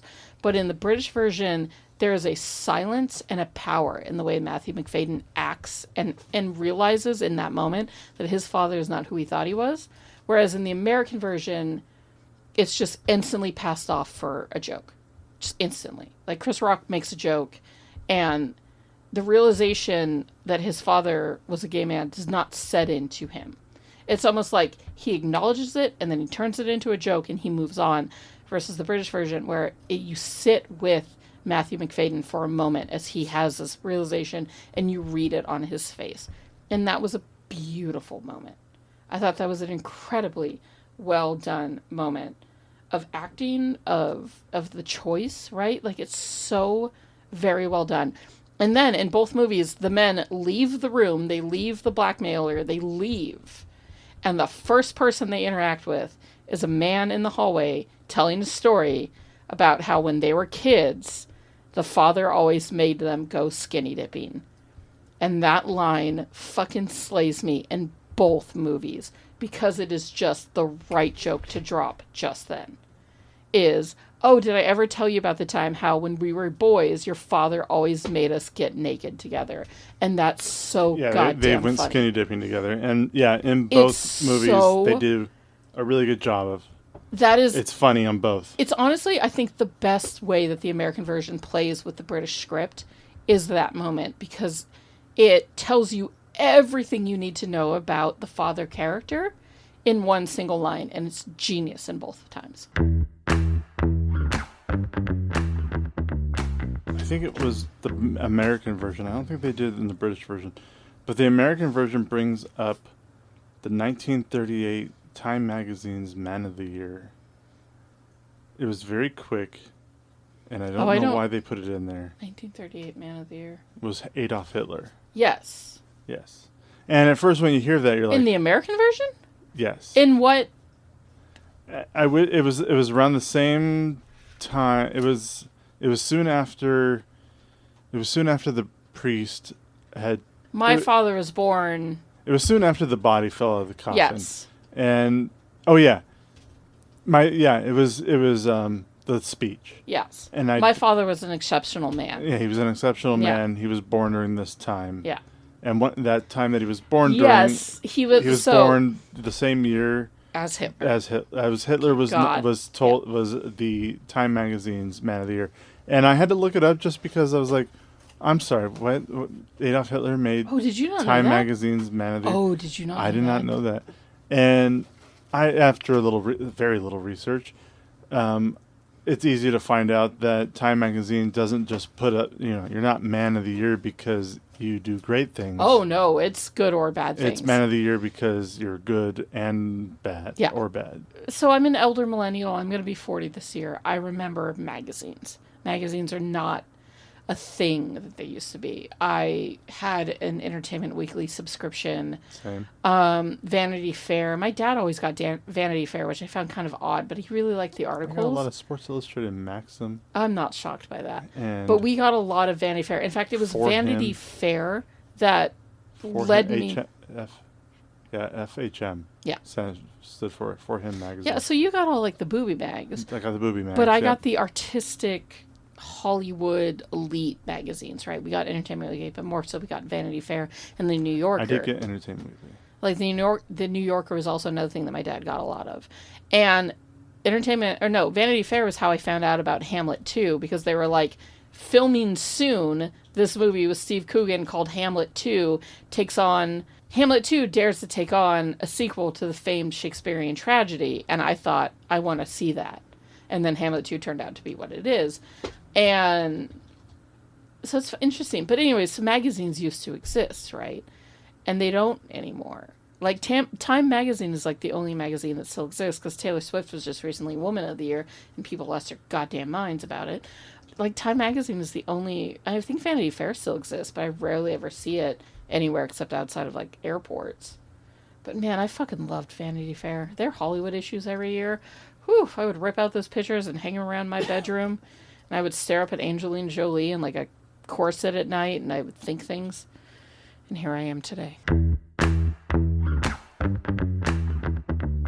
One thing that I had to point out to you, and we had to kind of pause and rewind it, because I don't understand why it was put into the movie. Yeah. But in the American version, 2010, when the body falls out of the coffin. Yes. And you get to hear a good old... Somehow Palpatine returned. That is not what we heard. The button's a little further away than that. So, no, what we actually heard was... You have to keep that in. I will. The Wilhelm scream. The Wilhelm scream. The Wilhelm scream. Do it again. Was used...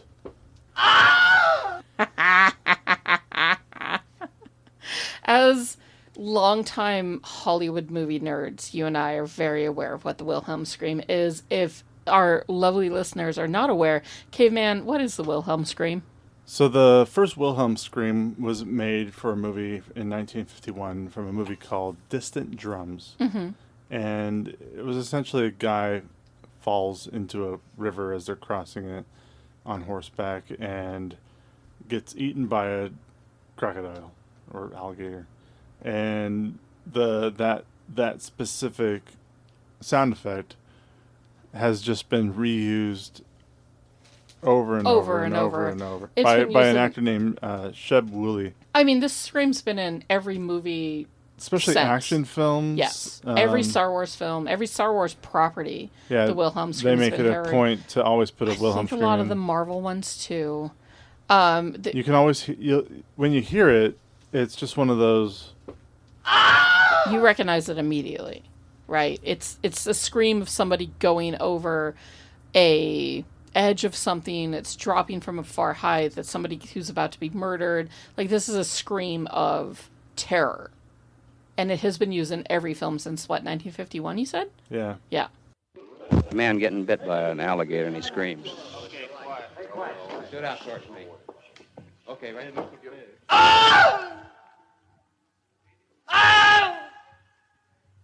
The first one you did up here was much better. No, not an owl. A real scream of pain.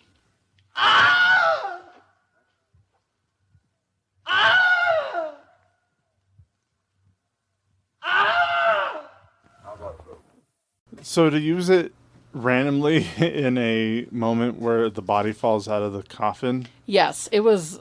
It's funny because the scene played and you paused it and looked at me and said, "Did you hear that?" And I was like, "What? No, I didn't." And you were like, "The Wilhelm scream is in there." And so you rewound it, played it again, and I had to train my ear to hear it, because the Wilhelm scream is also one of those things that, like, if you are aware of what it is, you hear it. But if you're not paying attention, or maybe your ear's not quite tuned to listen for it, it passes by very quickly, but it adds to the ambiance of the scene. I noticed it very well, easily. And I didn't, but I was also, like, writing notes about it. Sure. It was just one of those screams that is weirdly not necessary in a movie like this. Now that we have brought up the body of the father falling out of the casket because the drugged up boyfriend thinks that there is somebody alive in it, right? The chaos of that scene was done beautifully in the British version, because I think that the British can walk this very simple but very fine line between really dark fucking comedy and really funny fucking comedy at the same time. The idea of a dead body falling out of a casket, landing at the feet of his mourning wife, is not something that should be funny. And yet, in both of these movies, it's absolutely hysterical, because, like, the way that they play it is kind of brilliant. And I think that honestly goes back to the writing, the original script. This movie was remade 3 other times, right? So in 2009, there was a Hindi remake entitled Daddy Cool, right?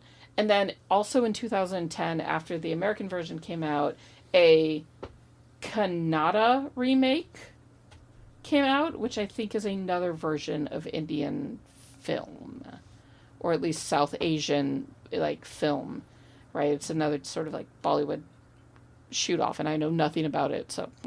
But anyways, oh wait, no, it's another kind of offshoot of Indian filmmaking. So they've remade this movie twice for Indian audiences, and also once for American audiences, but the British version was first. I would love to see those Indian remakes, because I think they would be so much interesting fun. to see.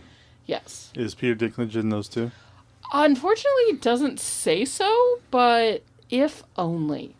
If only. Could you imagine? As the movie progresses throughout the story, we find out that the girlfriend of the drugged boyfriend is pregnant, and that's the way that she manages to like break the like high, right? The way that she manages to get him to come back to Earth after having been on hallucinogens for a few hours is to reveal that she is pregnant. This also takes place on the roof of the house while the boyfriend is completely nude. It's enjoyable nonetheless. I'm 100% sure that James Marsden had a butt double. I don't think Alan Tudyk did. It's very funny to see these two men sitting out on the roof completely naked, having kind of a psychosis episode due to the hallucinogens that they accidentally ingested. It gives a bit of hope to the movie that, you know, where there is death, there is also life. So while they are here to mourn a gentleman at a funeral, they're also celebrating the fact that there's a new baby on the way. We also get a really wonderful scene where Howard / Marshall, the like friend of the family, hypochondriac / neurotic friend who's bothering the doctor uncle, bothering everybody in the family about the coloration on his wrist, where he sits down with the widow of the gentleman who they're here to honor, and he just absolutely, in both movies, word vomits the wrong thing. And it's so... And you're right, you brought up earlier, in the British version, it is much funnier than in the American version, because the American version kind of like shoots past all the uncomfortableness and just lands a lot of jokes really, really quickly. But in the British version, it makes you sit in how uncomfortable it makes you uncomfortable the widow with the widow. And it's so much fun. It is just such a well done scene. Yeah, I went into this watching these movies back to back, hoping and we did watch them back to back. We did watch them back to back. Yeah. And I was really hoping that the American version was going to be on point and still deliver the same jokes. I held out hope too. I was really hoping. I remember watching the American version and enjoying it, but like that was, you know, several years ago, where I was like, oh my God, I'm finally going to sit down and watch the American remake of Death at a Funeral. Because I know that when that movie came out, you and I had already seen the British version, and we were like, what the fuck? Why would they do that? Why are they doing this? But when I finally sat down and watched the American version, I enjoyed it. And I thought it was a ton of fun until I watched them back to back. Yeah. And the stark differences of the unnecessary... We haven't even talked about the shit on the hand. Like, so, you know... One part of the movie we want to get rid of? Yes. Where the older paraplegic... Well, the older handicapped uncle needs to sit on the toilet, and the, you know, neurotic hypochondriac has to get him on the toilet so that he could take a crap. You know, I feel... And then shits all over this dude's hand and face, I feel a little sorry. I feel a little more sorry for Tracy Morgan's character than I do... I still contend that Tracy Morgan was the better Andy of the Neiman's two characters. Was just like, I almost felt like when it happened to him, I felt like he deserves it because he's such an asshole. Who, Andy Neiman? Yeah. Yes. His Howard. Yes, I think that Howard. Obviously, if we're going to compare everybody across the board, right, who did better, this is the one instance where I think that the American version is better than the British version, and that Tracy Morgan is better than Andy Howard. And that character, because the scene plays differently, where his hand is literally stuck underneath this handicapped gentleman who is pooping into a toilet, and thus fecal matter gets all over this hypochondriac's hand, and he has a complete meltdown. And in the midst of that complete meltdown, the lover, you know, the little man lover in the corner, like, cracks his head open and chaos ensues, right? Like, it's all chaos. But I guess I just enjoyed Tracy Morgan more than I enjoyed the actor who played Howard, if that makes sense. Because I'm always here for Tracy Morgan and his nonsense. Yeah. Like, and it might be because as a giant fan of Saturday Night Live and a giant fan of 30 Rock, Tracy Morgan is beloved to me. When he was in that bus accident several years back and we thought that he wasn't going to make it, yeah, he was on a bus with a bunch of other comedians. I thought he was in a car. No, it was like a small tour bus. It was like a smaller. Nonetheless, like, when we almost lost Tracy Morgan several years ago, I was devastated. I love that man. But I love that man more than I've ever loved Chris Rock. Definitely more than I've ever loved Martin Lawrence, you know. So for me, he was the best part of the American version. Do you have like what is your favorite part of the American version of this movie? I'm sticking with Keith David. I think for me, Keith David is my favorite part of. He did a great job. Him and James Marsden, I think, did a really great job. I still think Alan Tudyk did better than James Marsden. Well, yeah, but again, it's like. So I'd say that Keith David is my favorite just because I think he did the role better than the actor in the original. That's fair. But it's hard to go up against Keith David in anything.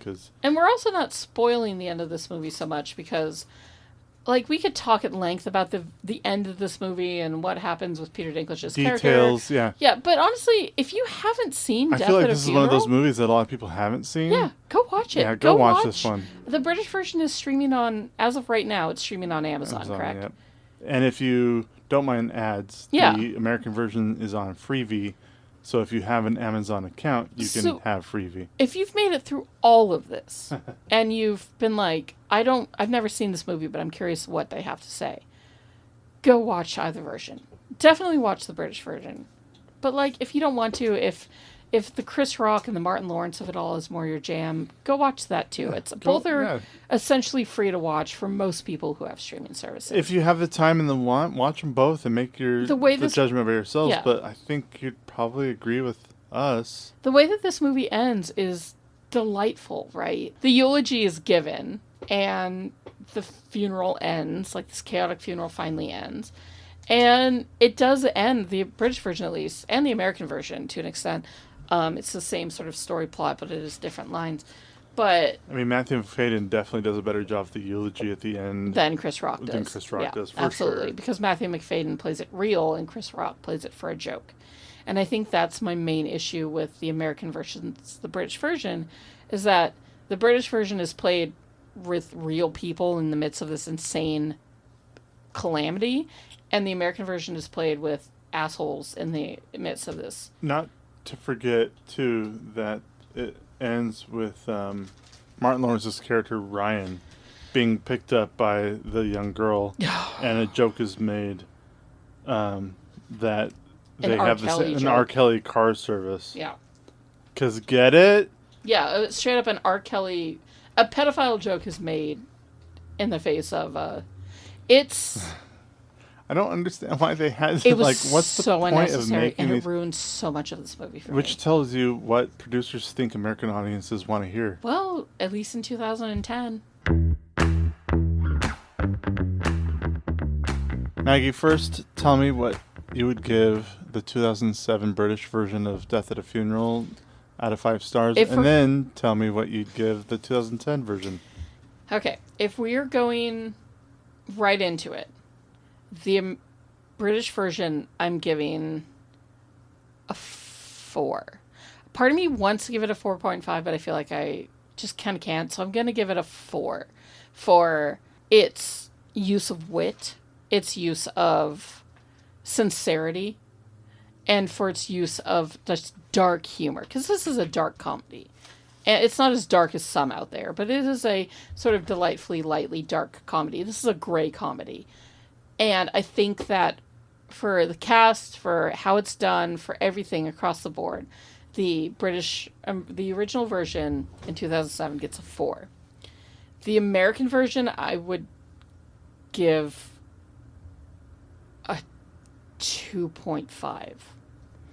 Mainly because I really did enjoy the trio of the daughter, the boyfriend, and the brother with the drug thing, right? And I thought that Danny Glover did a great job as the uncle. It's played completely different of the British uncle, but it's still a lot of fun, and I enjoyed that part too. And I love Tracy Morgan. And so for me, it's the subplots of this film that save it, because the main plot and the main characters are ruined by unnecessary American add-ons. Mainly one that's about a fucking 36-year-old man who's trying to hit on an 18-year-old woman. He's literally twice her age. So yeah, I cannot abide by the main storyline in the American film because it makes me too creeped out. But I like the subplots. 2.5 for the American. What about you, Caveman? I completely agree. I gave the British version 4 out of 5, and I gave the American version of 2.5 out of 5. Yeah. Pretty much the same reasons. Like they just don't play the same. The jokes don't land the same. The added bits of extra mean and extra racist and extra homophobia just doesn't play as funny. It doesn't. And so just the acting in general, I think from across most of the actors is not as good as the original. I think the original British cast just plays it so well. The actors are so good. The American version, most of the actors just every joke falls flat. Every extra line that they added doesn't work the way I'm sure they thought it should for American audiences. Even though the movie did end up doing not terribly in theaters. Yeah, but it's not considered a classic. No. And like, you're not seeing this. You go to like I said, you go to Rotten Tomatoes and you can see exactly how critics and audiences thought of both movies. And I agree with critics and audiences for both movies. Yeah, so when it comes down to it, just watch the British version because it is the original. It's superior. It's just and of course funnier. It has something to be said too that it's the original. I'm sure that maybe there are people out there that saw the American version first and then who went back and watched the British version and didn't like it as much. Because you ultimately kind of fall in love with the story the first time you're told it, and then like subsequent viewings of, you change the production value and you don't like it as much, right? We've all had that in our lives where we're like, well, I liked this because I saw it first and I don't like this as much because I saw it later. That's understandable. But it really is the superior acted, put together, well-rounded movie. Whereas I feel like the American version just took, not only did it make too many cuts, but it added too many new additions. And it sort of stripped the life out of the script a little bit. Right? Like, the same soul of it is not there in the American version. It's just not. And as a film fan, and as a comedy fan, as a fan of farce, like, I feel like I'm at least a little bit, able to make that differentiation and say, the American version is just not as good as the British version. It's just not. Like, if you look at it from the point of view of a fan of film, a fan of comedy, a fan of the actors, it's just not up to par. Everything's so fucking green. So Maggie. Yes, Caveman. I've got 2 questions for you. Kick it. So would Oscar Isaac's presence have made either the British version or the American version better? I'm going to say no. For 2 reasons. One, I don't think that his perfect, beautiful, unbelievable face and acting talent and charm would have changed the movie in either direction. I don't think that it would have made the British version any better to have him. It wouldn't have made it any worse, but it definitely wouldn't have made it any better. And I don't think that it would have made the American version any better because I just would have been sad that he was in it. Right? I would have been like, oh, Oscar. Oh, what are you doing, honey? Why? So, I don't think that his inclusion should have, like, Oscar Isaac doesn't belong in every film, and he doesn't belong in this film. Although, if you were to, say, make a remake for Hispanic audiences, there's no reason why he wouldn't be in it. But I just don't think that he should have been in these 2 movies as they are. If you were to choose a character for him to play in the British and the American movie, Would it be the same character, or would it be two different characters for each movie? See, that's tough because I really don't think he belongs anywhere, right? Like, I know that you're going to make me say he needs to be a particular character in these films. God does. But my thinking is that if they remade this movie for a Hispanic audience, right? If they decided to take the script, flip it, turn it into a, Hispanic, actor movie where they, took a bunch of comedians, took a bunch of established actors, both dramatic and Broadway, and comedic actors and put them into this movie, then yeah, there's no reason Oscar Isaac could not play the hell out of the main son role of Daniel / Aaron. Or if he wanted to be kind of skeevy but not too skeevy, he could have been the brother very easily, right? And then Diego Luna could have been the younger brother who has to hold everything together. And then in comes Oscar Isaac, the most beautiful man in the world, who's the hoity-toity rich brother who has no money.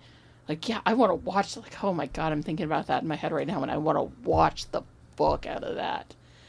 So, I think that if I'm recasting this movie from the frame point of a entirely Hispanic cast, one, Peter Dinklage should still be in it as the lover.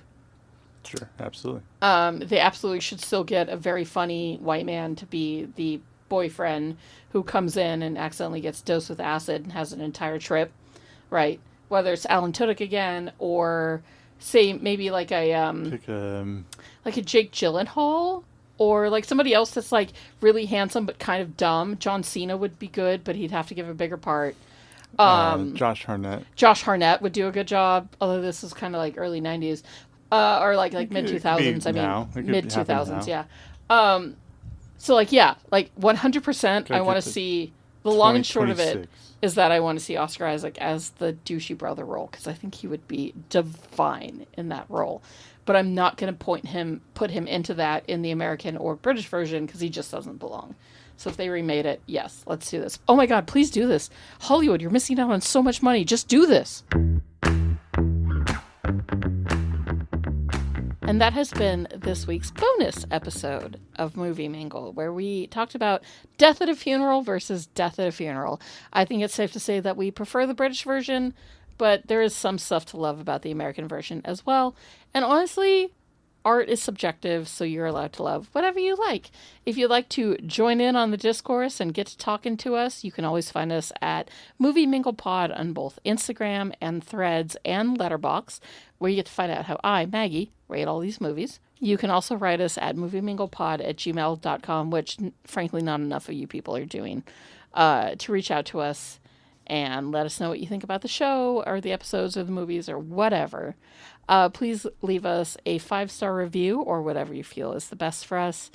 Please leave us a 5-star review or whatever you feel best on whatever podcast platform of your choosing is.